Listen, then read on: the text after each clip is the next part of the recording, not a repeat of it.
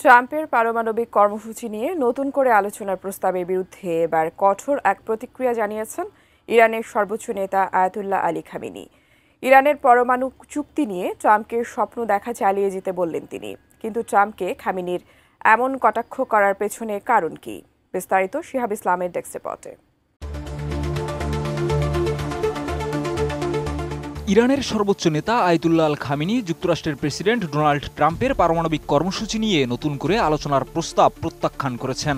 Trump সম্প্রতি ইরানের পারমাণবিক স্থাপনার উপর হামলা চালিয়ে তা ধ্বংস করার দাবি করেছিলেন, তবে খামেনি সেই দাবি অস্বীকার করেছেন। গত সোমবার ব্রিটিশ বার্তা সংস্থা রয়টার্সের এক প্রতিবেদনে বলা হয়েছে, ইরান ও যুক্তরাষ্ট্র পারমাণবিক ইস্যুতে কিছু পরোক্ষ আলোচনা করেছিল, যা শেষ হয় গত জুন মাসের 12 দিনের বিমান হামলার মধ্য দিয়ে। ওই হামলায় ইসরায়েল ও যুক্তরাষ্ট্র ইরানের 3টি পারমাণবিক স্থাপনায় বোমা হামলা চালিয়েছিল। RICL TMX, যুগের পর যুগ স্থাপনা থাকে মজবুত।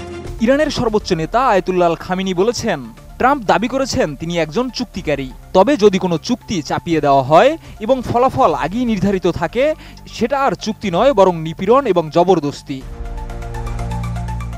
এদিকে গত সপ্তাহে ইসরায়েলের পার্লামেন্টে দেওয়া এক ভাষণে ট্রাম্প বলেন, গাজায় ইসরায়েল ও হামাসের মধ্যে যুদ্ধবিরতির পর ওয়াশিংটনের জন্য ইরানের সঙ্গে একটি শান্তি চুক্তিতে পৌঁছানো হবে দারুণ ব্যাপার।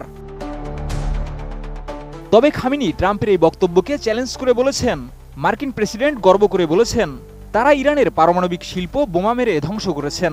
খুব ভালো, আমি বলবো স্বপ্ন দেখতেই থাকুন। তিনি আরও বলেন, ইরানের পারমাণবিক স্থাপনা আছে কি নেই তা নিয়ে আমেরিকার মাথা ব্যথা হওয়ার কিছু নেই। এসব হস্তক্ষেপ শুধুই অনুচিত, ভুল এবং জবরদস্তিমূলক। দীর্ঘদিন ধরেই পশ্চিমা শক্তিগুলো ইরানের বিরুদ্ধে গোপনে পারমাণবিক অস্ত্র তৈরির অভিযোগ করছে এবং দেশটিকে ইউরেনিয়াম সমৃদ্ধকরণ কার্যক্রম বন্ধের আহ্বান জানিয়ে আসছে। তবে তেহরান এই অভিযোগ অস্বীকার করে বলছে, তাদের পারমাণবিক কর্মসূচি সম্পূর্ণ বেসামরিক উদ্দেশ্যে পরিচালিত, যা শুধুমাত্র জ্বালানি উৎপাদনের জন্য। শিহাব ইসলাম, ATN নিউজ।